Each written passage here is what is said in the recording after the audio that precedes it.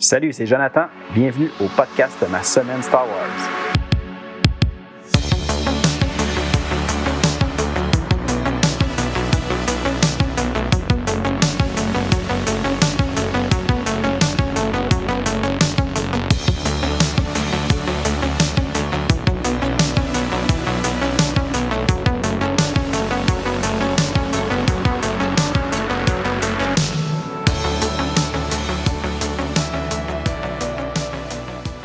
Hey, salut, épisode 24. Aujourd'hui, notre sujet, Knights of the Old Republic.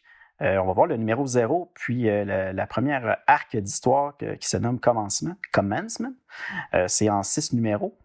Puis aussi, je vais ajouter quelques petites histoires qui se passent à ce moment-là. Donc, ça va être très le fun. Bien content qu'on soit rendu au Knights of the Old Republic.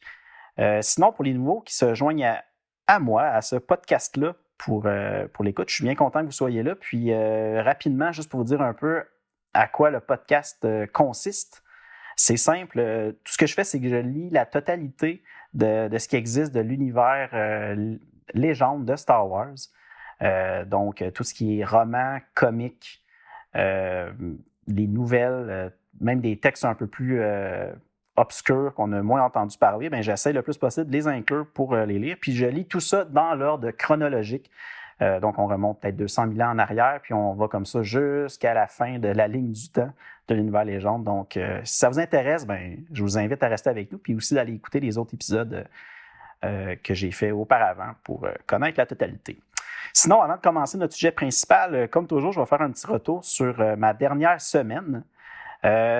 Ça va être très rapide aujourd'hui. Je n'ai pas fait tant de choses que ça. J'ai finalement terminé la lecture du roman Ahsoka.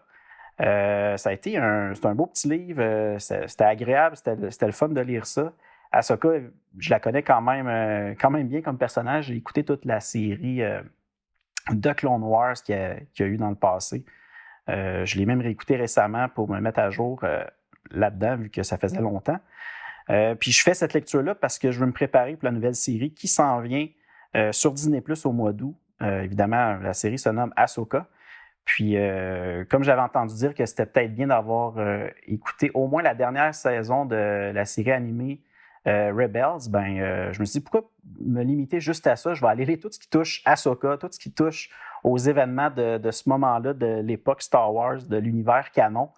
Puis là-dedans, mais là, je me saute comme une liste de lectures que je veux faire, peut-être même d'écoute aussi, d'émissions, de séries, pour me préparer le plus possible à ça. Donc, la lecture du roman Ahsoka, ça en faisait partie. Je l'ai terminé.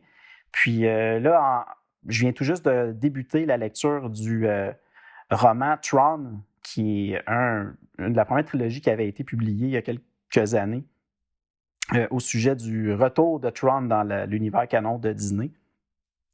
Puis comme j'ai vu un peu sur les internets que c'était possible que Tron fasse une apparition dans cette série-là, je me suis dit que j'allais lire ça aussi. Donc ça, c'est commencé. Puis je vais même inclure là-dedans le comic de Marvel qui se nomme Tron aussi. Mais je sais que ça, c'est tout simplement une adaptation du roman. Donc, tu sais, je l'avais, donc je vais le lire quand même, ça me tente. Puis par la suite, je vais pouvoir continuer à écouter la série Rebels pour vite écouter tout ça avant la sortie de la série Ahsoka. Donc ça, c'était la petite mise au point parce que j'en étais avec mes lectures. Sinon, j'ai reçu cette semaine, on s'est laissé aller, moi, ma blonde, on s'est fait un petit achat de Lego. Puis évidemment, je me suis pris un autre Lego Star Wars. Cette fois-ci, je suis allé avec le casque du Capitaine Rex de la série Clone Wars. J'hésitais beaucoup entre celui-là, le casque de Rex, ou le casque, là, faire exprès, j'ai un blanc, je ne me rappelle plus du nom du personnage. Ah oui, je l'ai. C'est Cody, qui avait un casque complètement orange qu'on voit beaucoup plus dans les films de la prélogie de Star Wars. Là. Donc, c'est lui qui était plus présent. C'est vrai qu'il a été créé et découvert dans la série de Clone Wars, mais Cody a quand même un rôle très important. Puis c'était pas mal le clone, le capitaine qui était avec Obi-Wan Kenobi pendant la guerre des clones. Donc, c'est quand même... j'hésitais. Les deux, je les trouvais beaux. Un casque soit orange ou l'autre bleu. Puis je me suis laissé tenter par celui de Rex pour cette fois-ci. On ne sait jamais dans le futur si je décide de m'en prendre un autre, ben, je risque de me laisser tenter par celui de Cody s'il est encore disponible. Donc, c'est pas mal ça pour ce qui s'est passé cette semaine de mon côté pour Star Wars. Comme je vous dis, il n'y avait pas énormément de choses. Puis en plus, je me suis calmé beaucoup sur l'achat de romans ou de comics Star Wars. J'ai pas mal terminé ce que je voulais me procurer. Puis là, ça va aller plus avec les nouvelles parutions de l'univers canon que je vais me laisser tenter de temps en temps. Mais donc là, vous aurez pu 3, 4, 5 romans ou comics par semaine que je vais vous présenter. Là. J'ai assez dépensé de ce côté-là. Mais de toute façon, le but de l'émission en premier, c'est qu'on fasse la lecture de tout ce qui touche l'univers légende. Puis c'est ça qu'on va faire à l'instant. On va commencer tout de suite l'émission pour faire le résumé complet de Tales of the Jedi Redemption. Donc, on se retrouve tout de suite pour ça.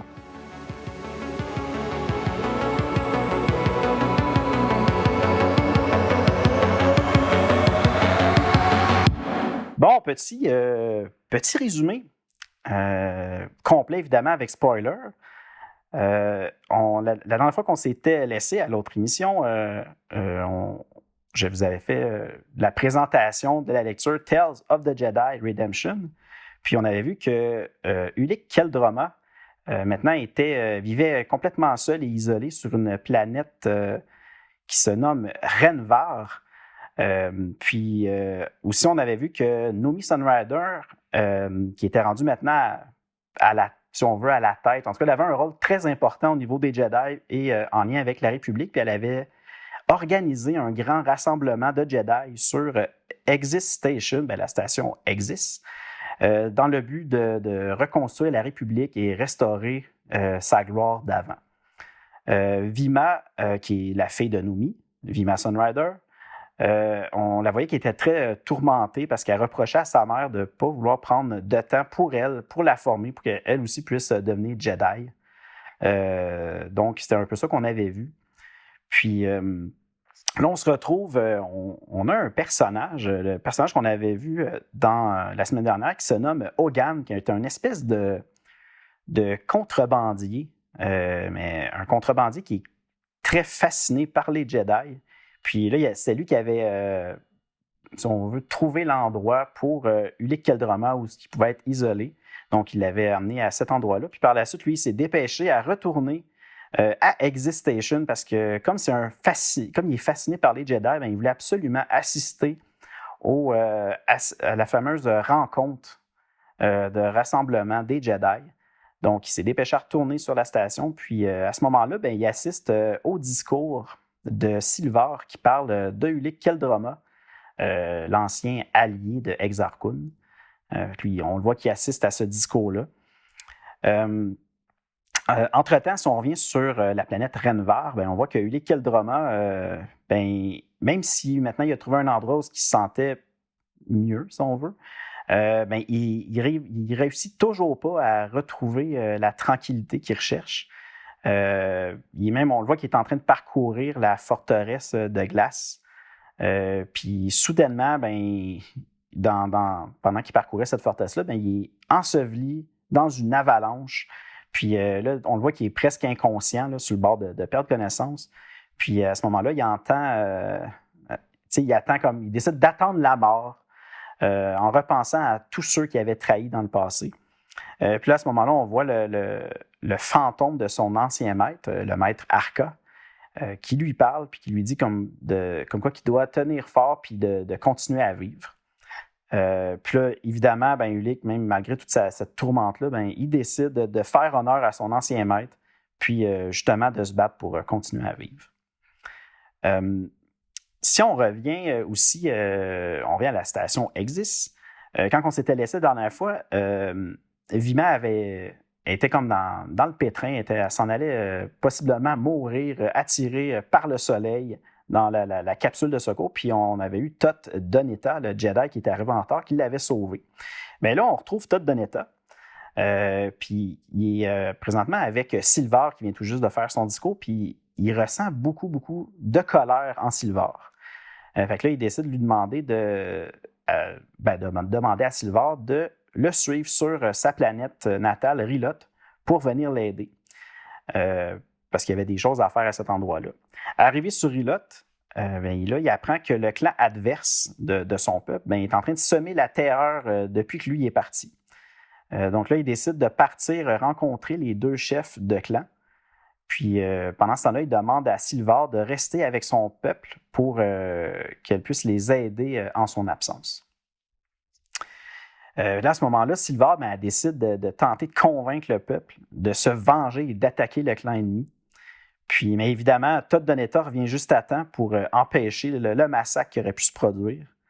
Lui, de son côté, il avait réussi à convaincre les 2 chefs de clan de régler leur conflit selon les anciennes traditions sur Rilot. Là, on voit qu'il reproche à Sylvar d'avoir trop rapidement choisi la méthode forte. Puis là, on voit évidemment que Sylvar, elle, de son côté, n'est pas d'accord avec la façon de faire de Thoth. Puis lui demande finalement de la ramener sur Qatar, sa planète natale à elle. De son côté, Vima, comme sa mère, elle ne veut pas du tout prendre le temps de l'entraîner, mais Vima décide de partir seule pour se trouver un maître qui va bien vouloir l'entraîner. Elle croit que Ulik, Keldroma, pourrait l'entraîner parce qu'elle sait que c'est un ancien Jedi qui était très, très, très puissant dans la Force. Puis à ce moment-là, on voit Hogan qui découvre Vima cachée dans son vaisseau. Puis au moment de la jeter dehors, Vima lui dit qu'elle doit trouver absolument Ulik Keldroma. Puis pour le convaincre, elle prend le temps de lui montrer l'holocron d'Ulik qui appartient à sa mère. Sa mère, elle avait un holocron. Elle avait 2 holocrons, en fait, sa mère. Un holocron, je dis un holocron, mais c'est plus un hologramme. Elle avait un hologramme de son ancien mari, le père de Vima, qui s'était fait tuer il y a plusieurs comics dans Tales of the Jedi. Puis elle a aussi un hologramme de Ulik Keldroma. Fait qu'elle l'a tout le temps quand même vénéré. Elle a vu comme les bons côtés aussi de Ulik à travers sa mère. Puis là, pour essayer de convaincre Hogan, elle lui décide de lui montrer l'hologramme, juste pour dire c'est lui que je veux retrouver, Ulik. Puis là, à ce moment-là, Hogan, il reconnaît Ulik, puis il comprend qu'à ce moment-là, c'est lui qui a emmené Ulik. Il ne savait pas à ce moment-là c'était qui. Il avait juste eu comme le contrat d'aller l'emmener sur une planète. Bref, il reconnaît Vima, puis il décide de conduire Vima à Ulik. Puis aussi, il veut absolument aviser les Jedi de l'information qu'il détient au sujet de Ulik Keldroma. Il se dit, hey, les Jedi là, qui vénèrent, évidemment, ils ont besoin de lui. Fait que lui, il veut aller donner cette information-là aux Jedi. Arrivé sur Renvar, Vima parcourt la forteresse de glace pour essayer de retrouver Ulik. Puis à ce moment-là, lorsque Ulik l'aperçoit, il est convaincu qu'il est encore une fois hanté par des visions de Nomi Sunrider, parce qu'évidemment, Nomi, c'est la mère à Vima, donc elle doit y ressembler beaucoup. Là, Vima lui dit comme quoi qu'elle est la fille de Vima et qu'elle veut tout simplement qu'il l'aide à s'entraîner. Ulik refuse et renvoie Vima à l'extérieur de la forteresse pour qu'elle retourne chez elle. Mais les 2 se retrouvent pris dans une tempête. Puis là, grâce à la force, Vima a réussi à trouver un refuge le temps que la tempête passe. Là, si on revient sur Qatar, on a Sylvar qui est accompagné de Todd Donita. Puis elle décide de faire un rituel propre à sa planète qui s'appelle la chasse de sang, ou en anglais Blood Hunt. Puis ce rituel-là, le but du rituel, c'est de lui permettre de retrouver la tranquillité. Durant son rituel, elle se laisse gagner par la rage, puis à ce moment-là, elle cause un énorme massacre. Là, Thoth lui dit qu'elle se dirige dans le mauvais chemin, puis qu'elle doit poursuivre seule pour s'en sortir et qu'elle doit se rappeler ce qui s'est passé avec Ulik Keldroma. Là, si on revient à Nomi, elle reçoit Nomi Sunrider, elle reçoit un message de Vima qui l'informe qu'elle va recevoir les enseignements de Ulik pour devenir Jedi. Évidemment, Ulik a finalement accepté de l'entraîner. Là, ensuite, Sylvar, qui est maintenant seul sur sa planète natale, elle tente toujours de retrouver la sérénité, mais elle ne semble pas du tout être capable d'y parvenir. Là, il y a un éclaireur qui la retrouve et qui lui transmet un message de la part de Nomi Sunrider. C'est là qu'elle apprend que la fille de Nomi est portée disparue. Puis évidemment, Silvar, qui est proche de Nomi, décide de partir la rejoindre pour l'aider. Si on revient sur Renvar, Vima est finalement entraînée par Ulick. Puis là, c'est venu le temps pour elle de fabriquer son sabre laser. Puis en plus, elle va le faire avec l'aide des cristaux de son père. Les cristaux qui avaient tout déclenché la tragédie reliée avec la mort de son père. Elle réussit et pratique le combat au sabre laser avec Ulick, même si de son côté, Ulick, il ne ressent plus du tout la force. Puis là, à un certain moment, Ulick, il croit qu'il ne peut plus entraîner Vima parce que vu qu'il est aveugle dans la force, il ne comprend pas comment il pourrait l'aider à aller plus loin. Mais là, Vima lui dit de ressentir plutôt que de voir la force. Puis elle lui dit, deviens plutôt un sculpteur de la force et non seulement voir c'est quoi la force, ressens-le. Si on revient à Hogan, Hogan, lui, a tenté de transmettre l'information qu'il avait sur Ulick Qel-Droma, mais malheureusement, il est jeté à la porte avant même de pouvoir le transmettre à Noomi Sunrider. Puis là, il se demande vraiment quel autre Jedi voudrait bien retrouver Ulick Qel-Droma. Là, on voit Silvar qui rejoint Noomi sur Existation. Puis là, à ce moment-là, Noomi informe à Silvar que Vima est maintenant devenue l'apprentie de Ulick. Silvar, comme on s'en doutait, elle n'en revient pas. C'est surtout avec l'opinion qu'elle a de Ulick, elle n'accepte pas du tout que Noomi veuille bien que sa fille soit entraînée par Ulick. Puis là, on la voit quitter, complètement fâchée, puis elle s'en va de son côté. Puis c'est à ce moment-là que Hogan aperçoit Silvar, puis il lui dit comme quoi que lui, il sait comment retrouver Ulick. Si on retourne voir Vima et Ulick, on voit qu'avec l'aide de leur sabre laser, les deux ont décidé de rendre hommage mettons, de son côté, Ulick, lui, à rendre hommage à Maître Arca et Vima à son père, en sculptant leur visage dans la glace à l'aide de leur sabre laser. Puis Ulick, on voit qu'il a réussi à entraîner Vima comme un vrai maître Jedi, malgré qu'il était aveuglé par la force. Là, Noomi, de son côté, elle décide de finalement mettre de côté son rôle envers la République, puis elle décide de partir retrouver sa fille avant que Ulick fasse trop de dommages. Elle veut absolument retrouver le temps perdu et entraîner sa fille dans la force. Noomi arrive sur Renvar et retrouve Vima et Ulick. C'est sûr que là, ce qu'elle veut faire, c'est s'excuser à sa fille, parce que sa fille est encore fâchée contre elle. Puis même que là, on voit que Vima refuse et lui dit que Ulick a déjà fait un excellent travail pour l'entraîner pour devenir Jedi, puis qu'elle est maintenant un Jedi grâce à lui. Mais là, on voit que Noomi accepte, puis enfin, elle décide de dire « Non, je vais t'entraîner, ma fille, dans la force », puis elle dit « Je vais même poursuivre l'entraînement que Ulick t'a donné ». Puis là, c'est là qu'elle se dit comme quoi que c'est ce qu'elle aurait dû faire depuis le début, entraîner sa fille.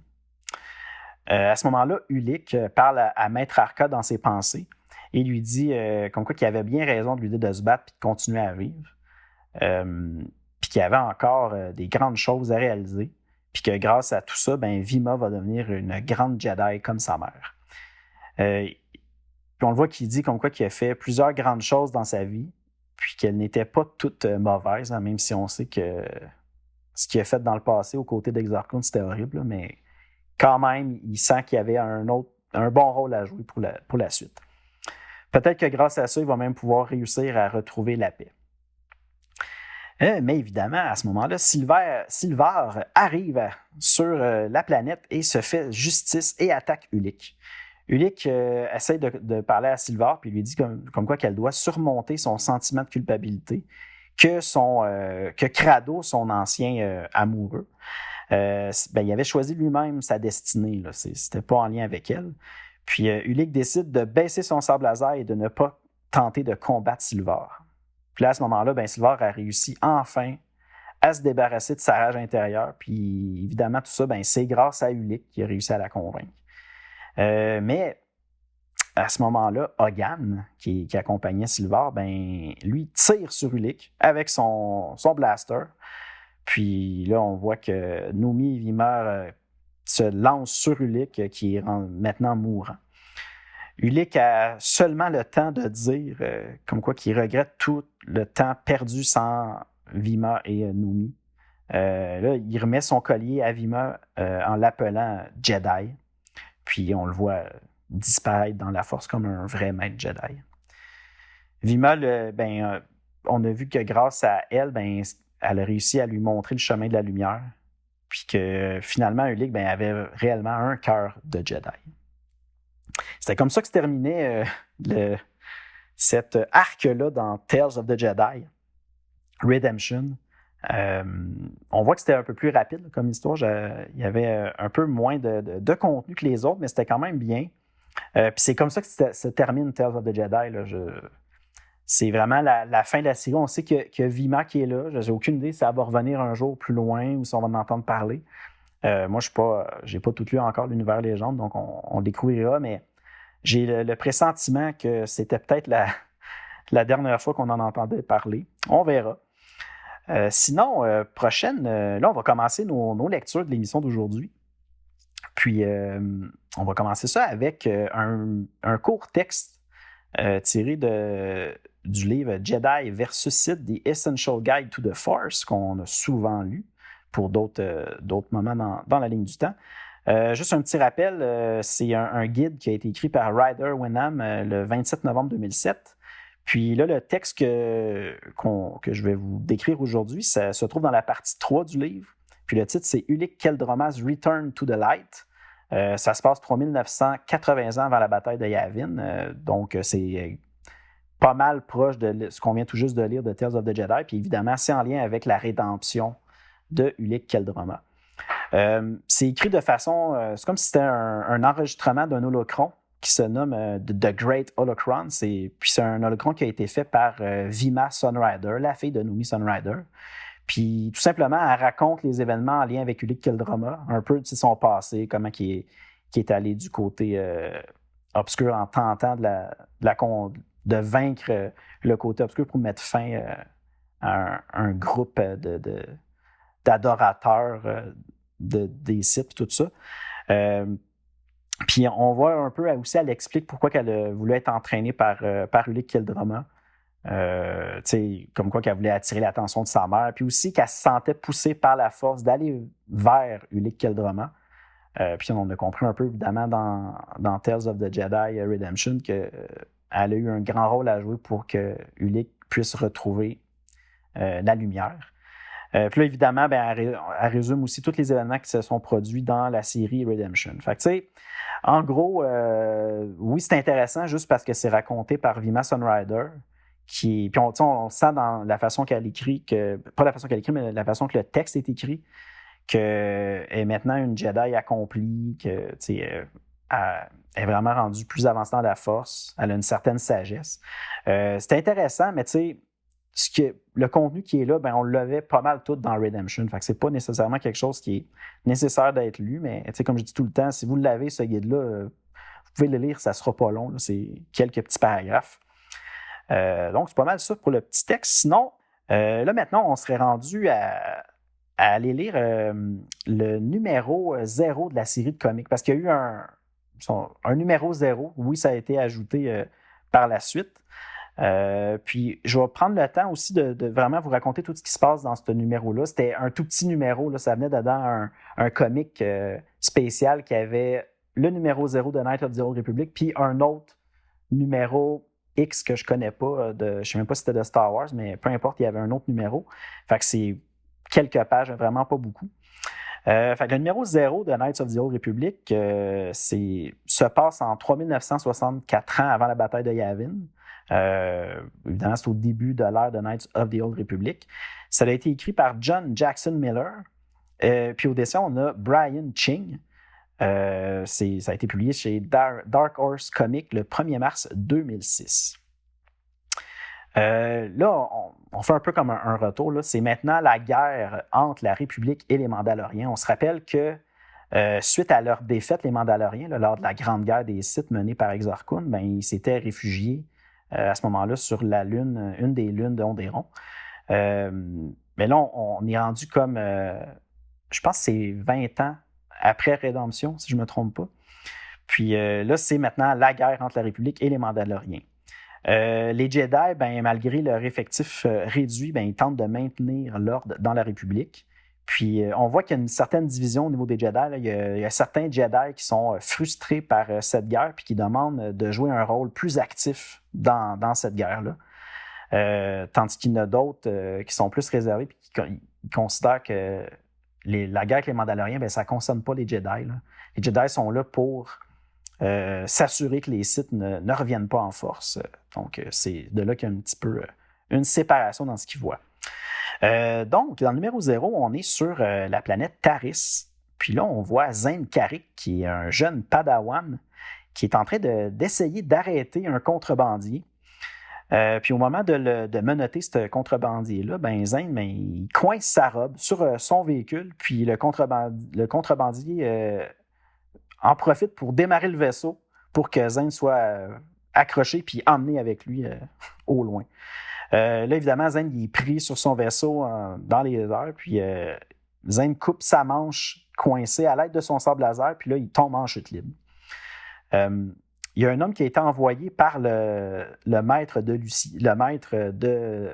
Zane Carrick, qui se nomme Lucien. Cet homme-là, lui, sauve la vie. Là, on apprend que l'homme qui lui a sauvé la vie, son nom, c'est Skint, puis qu'il est là présentement parce qu'il veut recruter d'autres Jedi pour la guerre contre les Mandaloriens. On voit que Zane, il explique comme quoi que son maître, Lucien, croit que la guerre entre les Mandaloriens et la République, ça ne concerne pas les Jedi. Fait qu'on voit que Lucien fait partie de ceux qui ne voudraient pas se mêler de cette guerre-là, que lui, tout ce qu'il veut, c'est on s'occupe de s'assurer que les Sith ne reviennent jamais. Donc, c'est ça le rôle des Jedi, pas d'aller combattre contre les Mandaloriens. Skin dit que ça fait 30 ans que les Sith ont disparu et que maintenant, la vraie menace, c'est les Mandaloriens. Mais là, de toute façon, Zane, de son côté, lui, il ne croit pas du tout à ses chances d'être un bon Jedi dans le futur. Mais Skin, lui, croit que Zane va jouer un rôle important dans les événements à venir. Puis là, on voit Skin qui quitte pour le front. Puis en même temps, au loin, on remarque, là, on voit la maître Jedi Canilia qui semble être tourmentée, puis elle ressent quelque chose de mauvais dans la force. Là, à côté d'elle, il y a le maître Lucien qui lui demande qu'est-ce qui se passe. Puis là, elle dit que quelque chose a changé, quelque chose de mauvais, quelque chose de proche, plusieurs choses. Puis là, Lucien, lui, il dit comme quoi que cette fois-ci, ils vont changer leur plan puis ils vont s'assurer de faire quelque chose pour contrer ça. Fait que, tu sais, une petite introduction pour nous montrer certains personnages de la série Knights of the Old Republic. Ça nous donne quand même une bonne idée de qui est Zane Carrick, un padawan maladroit qui manque de confiance en lui. On est un peu avec un personnage hors du commun, en tout cas de ce qu'on a vu à date, là. Un personnage qui se sent pas bon, puis qui pense qu'il peut rien faire de bien, puis qui réussira pas à être Jedi. Donc, c'est ce genre de personnage-là.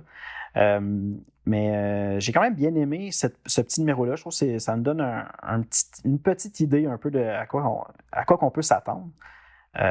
Donc, je le recommande pour vous. Ensuite, un autre petit texte que je voudrais inclure. Ça, j'avais jamais lu ces textes-là quand j'avais fait ma première lecture de Knights of the Old Republic. C'est comme c'est comme si on avait accès à un journal dans l'univers de Star Wars, qui était un journal sur la planète Taris, là, qui appelle de Taris Holofeed. Puis là, on va voir comme certaines nouvelles à l'intérieur de ça qui parlent un peu de ce qui se passe sur Taris et les environs. Celui-là se nomme The Taris Holofeed Prime Edition, puis c'est comme une seule page de texte qui était inclus dans le numéro 0 de Knights of the Old Republic, celui qu'on vient tout juste de lire. Puis les événements de tout ça se passent quelques temps avant l'arc Commencement de Knights of the Old Republic, qui est les numéros de 1 à 6. Fait on sent que de lire ça peut peut-être nous donner certaines informations. Puis, je vais rapidement vous dire un peu les informations que j'ai trouvées pertinentes dans ce texte-là. On apprend comme quoi qu'il y a eu 4 combats en 6 semaines qui a mené à rien. que les Mandaloriens et la République, ils se sont retirés de la planète Surja dans la bordure extérieure sans avoir gagné davantage. On apprend que les Mandaloriens ont pris la station de recherche Flashpoint il y a 4 mois. Ça parle aussi un peu de la controverse au Conseil Jedi au sujet de la participation des Jedi à la guerre des Mandaloriens. Je vous l'avais mentionné un peu tantôt plus tôt. Puis là aussi, on a une autre section dans cette page de nouvelles-là qui parle des 5 Padawans de la petite académie satellite de Taris qui travaillent comme policiers. Le travail de policier fait un peu partie de leur entraînement de Jedi. Fait que, on voit que finalement, ce que Zane Carrick tentait de faire tantôt, c'était d'arrêter un contrebandier ou en tout cas une personne qui faisait quelque chose de mauvais. Donc, il faisait son entraînement de policier ou de Jedi. Là, justement, il explique comme quoi qu'il aide à s'occuper des criminels du Undercity de Taris, de la ville souterraine de Taris. On a même droit à une petite interview avec le leader des Jedi sur Taris, maître Lucien Dray, qui parle des 5 Jedi en question. Là, on le voit qu'il fait l'éloge de Shad Gélavan, un jeune apprenti que tout maître rêverait d'avoir. Il parle aussi des 3 autres Jedi d'une belle façon, mais par contre, évidemment, quand il vient le temps de parler de Zane Carrick, la seule mention qu'il fait, c'est Zane Carrick, un humain. Fait qu'il n'y a pas de détails, pas rien d'autre de plus. Fait on voit qu'il n'y a pas grand-chose de bien à dire à son sujet. J'ai trouvé que dans ce petit texte-là, il y avait quand même un peu d'informations intéressantes sur l'état actuel de la galaxie à ce moment-là. Ça nous prépare un petit peu à ce qui s'en vient dans les comics. Puis je crois que ça vaut la peine d'être lu, surtout que c'est une petite page, ça se lit en quelques minutes puis c'est terminé. Donc c'est quand même intéressant. On est rendu à notre grosse lecture, si on veut. Je vais vous faire un petit résumé aujourd'hui des numéros 1 à 6 de Knights of the Old Republic. Puis cet arc-là, dans l'histoire, se nomme Commencement. Évidemment, le commencement. Ça a été écrit par John Jackson Miller. Au dessin, on a Brian Ching. C'est paru chez Dark Horse Comics, le premier numéro, le 25 janvier 2006. Puis comme tout ce que je vous ai parlé aujourd'hui, ça se passe 3964 ans avant la bataille de Yavin, donc avant le 4e film de Star Wars. Le petit résumé commence comme ça. On a Marne Hiéroglyphe qui est en train de faire encore une fois du trafic de marchandises. Puis là, c'est là qu'on voit que Marne Hiéroglyphe, c'était le fameux contrebandier que Zane Carrick tentait d'arrêter dans le numéro 0. Lorsqu'il arrive dans sa cache, il trouve évidemment Zane qui s'était introduit et qui l'attendait. À ce moment-là, Griff, il se sauve, puis Zane part aussitôt à sa poursuite, puis ils se retrouvent tous les deux en train de gravir un mur d'un gratte-ciel. Puis là, Zane, en tant que Jedi, il tente de manipuler Griff avec la force pour l'obliger à s'arrêter. Mais évidemment, ça ne fonctionne pas du tout, puis même que Griff il réussit à faire chuter Zane. Fait que là, dans sa chute, Zane défonce une fenêtre puis aboutit au banquet que les maîtres Jedi avaient organisé. Évidemment, Zane, de son côté, vu qu'il, comme on commence à le comprendre, il est un peu maladroit, il avait oublié le banquet que le maître Lucien avait organisé avec les autres maîtres Jedi. Puis évidemment, Lucien n'est pas du tout content d'apprendre qu'encore une fois, Zane, il n'a pas réussi à arrêter Marne Hiéroglyphe. Puis là, il lui dit qu'il va devoir s'en occuper lui-même. Là, on voit ensuite Lucien qui dit comme quoi que ce soir, c'est à ce moment-là qu'ils vont annoncer le nom de ceux qui seront envoyés sur Coruscant pour devenir enfin chevaliers Jedi. Là, on voit Zane qui parle avec les autres Padawans. Puis là, évidemment, on le voit qu'il ne croit pas du tout à ses chances d'être choisi.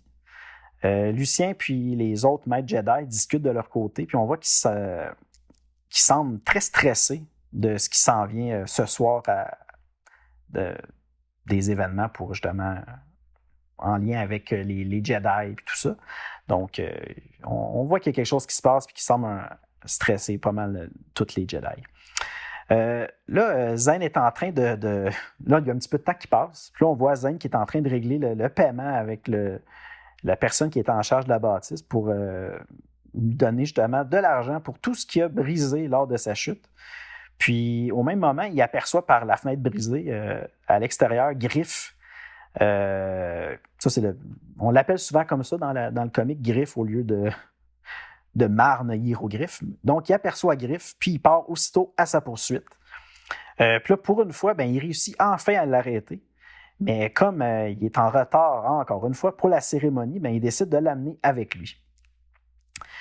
Arrivé à la cérémonie, Zane, il est comme à la course, là, puis là, il arrive dans la salle, il surprend les maîtres Jedi avec leur sable laser à la main, puis les autres Padawans, tous morts à leurs pieds. Fait que là, à ce moment-là, Zane, en panique, se sauve aussitôt. Fait que là, on voit que c'est quelque chose d'assez intense qui vient de se produire, mais moi, je vais arrêter là. Genre, je ne vous en dis pas plus pour le moment. On va en reparler plus en détail à la prochaine émission. Mais tu sais, dans Knights of the Old Republic, je trouve ça quand même intéressant d'avoir un Jedi qui n'est pas trop en contrôle de lui-même, on sent qu'il se cherche, il n'a pas de confiance, il est maladroit. En tout cas, c'est quand même bien. Puis aussi, le personnage de Griff, on le voit, là, leur relation, ces deux-là, entre Griff et Zane, est quand même... c'est très drôle. Là. J'aime bien leur dynamique. Fait que, tu sais, je m'attends à... Je l'ai déjà lu, fait que je dis je m'attends, mais je le sais quand même pas mal. Là. Mais ça va être quand même bien intéressant comme personnage. Donc, j'ai hâte de vous en dire un peu plus là-dessus. Zane, tu sais, c'est pas le genre de Jedi qu'on est habitué de voir, là, comme je le disais plus tôt. Puis, tu sais, en plus, dans cette histoire-là, on va voir que tout va prendre une tournure assez dramatique. Donc, restez avec moi là-dedans, ça va être bien intéressant pour les prochaines émissions. Justement, à prochaines émissions, on va continuer Knights of the Old Republic.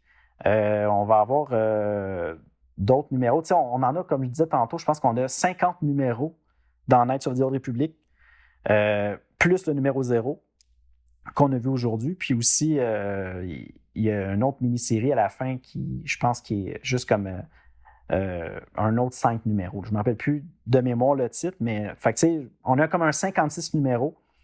Donc, ça va être vraiment intéressant. J'ai hâte qu'on avance là-dedans.